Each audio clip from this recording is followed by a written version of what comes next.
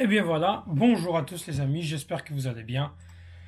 On se retrouve pour le débrief entre l'Olympique de Marseille et Lille. Toujours, de toute façon, tous les matchs de l'OM, on se fatigue, on est épuisé, c'est intense. C'était un beau match. C'était un très très beau match entre Marseille et le LOSC, donc Lille, avec un match nul, frustrant. Mais bon, vu la physionomie du match, on peut se dire tant mieux qu'on a eu un point parce qu'on a été bousculé pendant presque tout le match. On a été, j'ai pas envie de dire fantomatique, mais on s'est pas créé assez d'occasions. On n'a pas été assez dangereux. On a pu construire des occasions, mais est-ce qu'on a pu terminer ces occasions par un tir? Là, ça a été compliqué. Marseille qui était dans un 3-4-2-1, comme d'habitude, ils n'ont pas changé leur composition avec une défense à 3, Kondogbia, Balerdi, Murillo, Rulli, énormissime Rulli, énorme Rulli, incroyable. Luis Enrique, Hochberg, Rongier, Merlin, Rabiot, Greenwood, derrière, Neil Mopé. Ouh, quel match, quand même, hein. Quel match, c'était un match qui était difficile, c'était un match qui, voilà, il y avait de la pression. Je rappelle que c'est le quatrième qui se déplace chez le deuxième. L'Olympique de Marseille est deuxième, donc elle aborde cette rencontre en étant les, euh, les favoris, en étant en tête. Et l'objectif était de prendre de l'avance sur Lille. Il y avait 3 points de retard entre Lille et l'OM. Lille avait la pression. Lille a joué mercredi en Ligue des Champions. Ils venaient de gagner Sturm Graz. Donc ils avaient beaucoup moins de journées de récupération que l'OM. Nous, notre dernier match, c'était dimanche. Donc on avait quasiment une semaine, 6 jours. Et Lille avait mercredi, jeudi, vendredi, samedi. Donc ils avaient 2 jours, 3 jours à peu près. Même pas, puisqu'en nombre d'heures, je crois que c'est même pas 72 heures. En tout cas, voilà comment j'introduis donc ce match-là. Avec un début, comme un petit peu le match face à Monaco, comme un petit peu le match même face à Saint-Etienne un petit peu. C'est la grosse occasion qui arrive des Lillois dès le début du match avec des, des longs ballons plein axe. Et on a vu quand même des longs ballons plein axe parce que les Lillois se retrouvaient dans une position de 1 contre 1.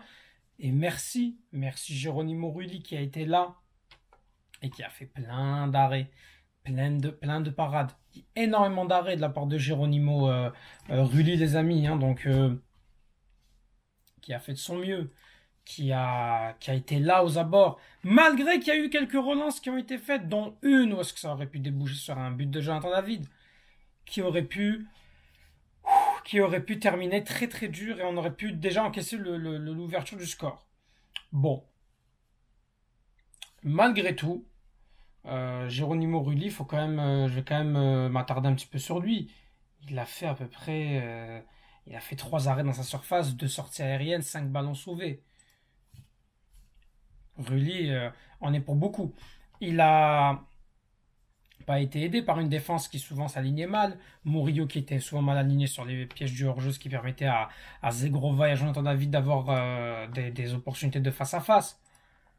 Bon, mais l'OM arrive, à part son jeu en triangle, à ressortir des ballons, à sortir des gros pressings, parce que les Lillois nous ont fait un gros pressing en 4-2-4. Et on arrivait à trouver des espaces, et Rabiot a réussi à trouver Merlin, et on marque ce but, on ouvre le score 1-0. On se dit que c'est peut-être l'opportunité de gagner, on se dit que ça y est, l'OM a ouvert le score, on va procéder en contre. On a procédé en contre en deuxième mi-temps, parce qu'on rentre 1-0 à la mi-temps, on a procédé en contre en deuxième mi-temps, et on rate des opportunités. Mopey le poteau, Rabiot le face-à-face alors qu'il peut passer. Comme grosse occasion, il y a aussi Mandy, Aïssa Mandy qui dévie la tête et ça a failli faire un contre sans camp. Il y a eu des opportunités, mais sans forcément faire peur et faire douter cette équipe de Lille qui a continué à attaquer et qui en a eu des opportunités.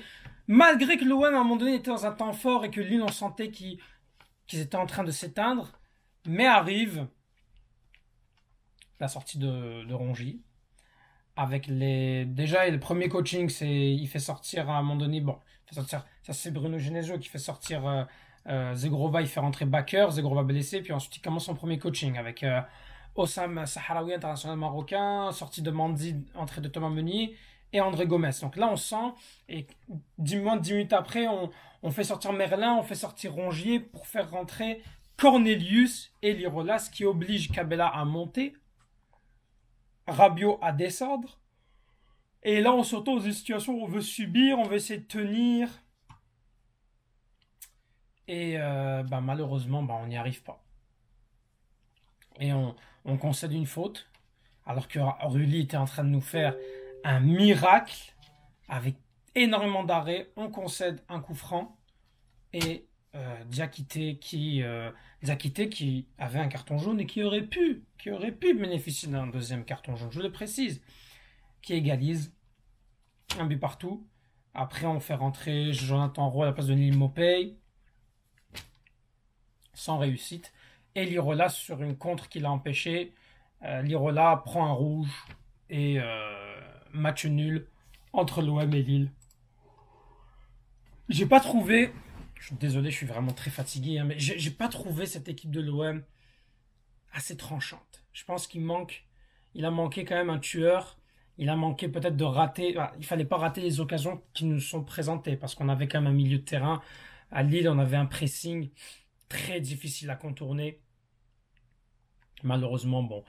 Il y a des faits de jeu dans l'arbitrage. Il y en a eu des faits de jeu. Premièrement, la faute sur Holberg. Pour moi, Holberg, quand tu as quand même un coup de coude sur le coup, comment tu peux pas siffler penalty? Comment tu peux pas siffler penalty? Je parle pas de la deuxième sur Jean Taureau, ça se discute. Ça se discute. On peut dire, bon, c'est un peu léger. Pourquoi pas? Mais quand tu vois celle de Hochberg, un coup sur le visage, il n'y a pas de débat. C'est faute. C'est faute.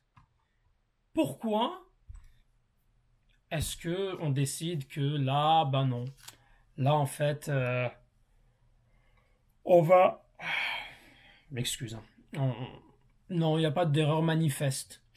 En quoi il n'y a pas une erreur manifeste? Comment ça, est-ce que quand il y a un coup de coude sur le visage, comment vous pouvez pas dire qu'il n'y a pas une erreur manifeste? Et j'ai pas envie qu'on parle que de l'arbitrage. Parce que pour moi, la principale erreur de ce match nul, c'est le changement de Deserbi. Après, est-ce que Rongier était blessé? Peut-être qu'il fallait qu'il le sorte par contrainte.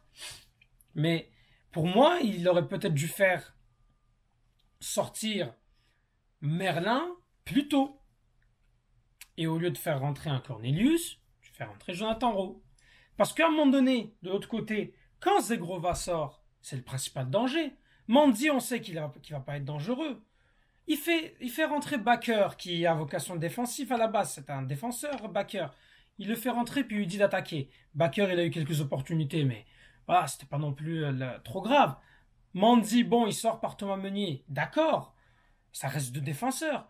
Si tu fais... Et Lille doit marquer. Si tu fais rentrer un Jonathan Roux, tu vas jouer plus en contre. Parce que Merlin était fatigué, mais après Lirola, quand il rentre, il n'y a plus rien. Lirola, il n'arrive pas à courir. Il n'arrive pas à aller chercher ce but. Et tu te fais punir. Et tu te fais punir sur un coup de pied arrêté. Et c'est bête parce que là, l'OM, encore une fois, à domicile au Vélodrome, c'est difficile. 2 victoires, 3 matchs nuls et 2 défaites. Tu n'as pris que 9 points en quand même... là, on est à 8 matchs, là. 7 matchs, pardon. 7 matchs. 2 victoires en 7 matchs, c'est peu. C'est peu. Pour moi, on doit être au moins... Normalement, si on voit le match face à Lille, et si on prend Angers, on doit être à 4 victoires, normalement. Tu peux ne pas toujours gagner à domicile. Après, voilà, on a joué des équipes plus difficiles à domicile. On a quand même Monaco, on a Lille, et on avait le PSG. Bon. Au final, on s'en sort pas trop mal pour moi. Hein. Parce que pour moi, en termes de domicile, pas domicile, c'est pas le match face à Lille que je regrette. Parce que vu la fin de match, et vu la physionomie de ce match, un match nul, on est quand même bien chanceux. Il faut pas non plus être trop sévère avec cette équipe. N'oublions pas que Lille, c'est quand même une équipe qui gagne quand même beaucoup de matchs en Ligue des Champions, qui arrive à battre des très grosses équipes en Europe. Le Real Madrid, l'Atlético Madrid, quand même, c'est pas rien. On peut pas minimiser ce match. C'est sûr qu'on allait souffrir face à Lille et On y a tous pensé. On s'est dit peut-être, bon, Lille va être fatigué de la Ligue des Champions.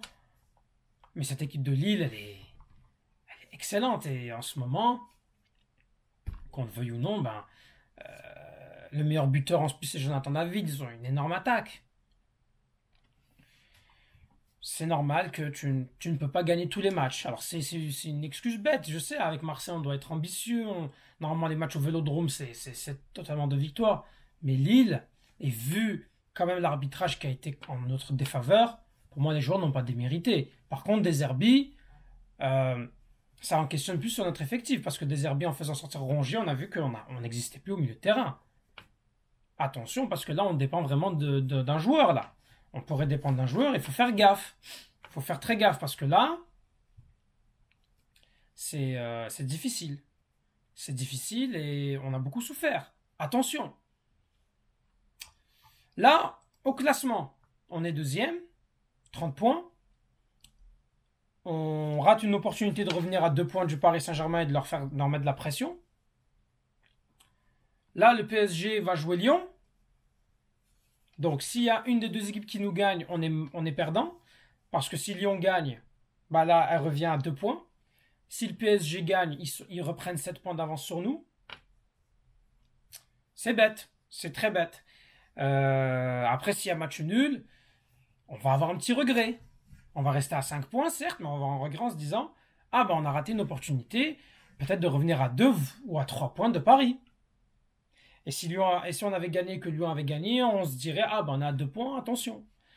Sinon, on aurait pu creuser encore plus l'écart sur Lyon. Avoir 7 points sur Lyon, Lyon qui est 6e. Avoir aussi 6 points, on aurait creusé l'écart aussi sur Lille. On aurait 6 points. On aurait quand même une avance confortable pour le podium. Là, le problème, c'est que Monaco va jouer demain face à Reims. À l'extérieur, certes.